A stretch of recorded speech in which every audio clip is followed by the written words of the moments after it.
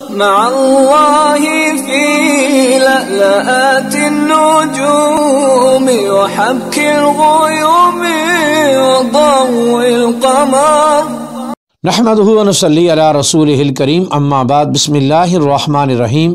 معزز خواتین و حضرات، السلام علیکم ورحمۃ اللہ وبرکاتہ۔ اس سے پچھلی ویڈیو میں ہم نے آپ کے سامنے رکوع سے سجدے میں جانے کا طریقہ عرض کیا، اور اب یہ کہ سجدہ کیسے کیا جائے، سنت طریقہ کیا ہے۔ تو سجدے کا سنت طریقہ یہ ہے، دونوں ہاتھوں کی انگلیاں تکلفاً بند ہوں۔ یہ میرے دونوں ہاتھوں کی انگلیاں ہیں، انگوٹھا اور چاروں انگلیاں آپس میں ملے ہوئے ہیں، یہ نیچے رکھنا ہے ایک بات۔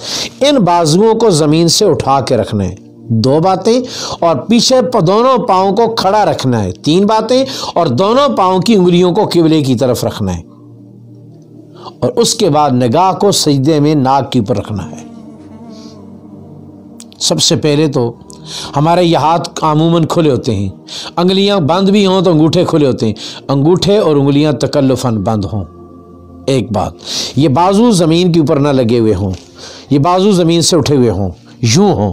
اکیلا نماز پڑھ رہا ہے تو رسول پاک نے فرمایا اتنا فاصلہ ہونا چاہیے کہ بکری کا بچہ گزر جائے۔ انسان کی رانیں اپنے پہلوؤں سے دور ہوں، بازو بھی اپنی پسلیوں سے دور ہوں، کھلے ہوئے ہوں، اور اس کے بعد پیچھے دونوں پاؤں کھڑے ہوں، اور دونوں پاؤں کی انگلیوں کا رخ قبلے کی جانب ہو، اور نگاہ ناک کے اوپر ہو۔ تو اس دوران آدمی تسبیحات کو پڑھے۔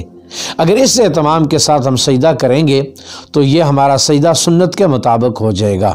عموماً لوگ ایک تو اپنی انگلیوں کو کھلا رکھتے ہیں، بازوؤں کو بچھا کے رکھتے ہیں، پاؤں کو پیچھے سے ملا کے رکھتے ہیں، اور انگلیوں کے قبلہ رخ موڑنے کا اہتمام نہیں کرتے، اور اس کے ساتھ ساتھ اپنی نگاہ کا بھی احتیاط نہیں کرتے۔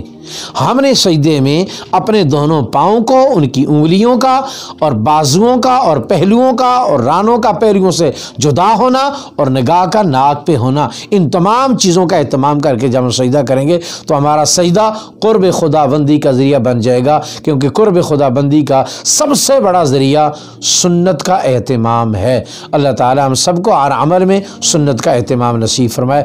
السلام علیکم ورحمۃ اللہ وبرکاتہ۔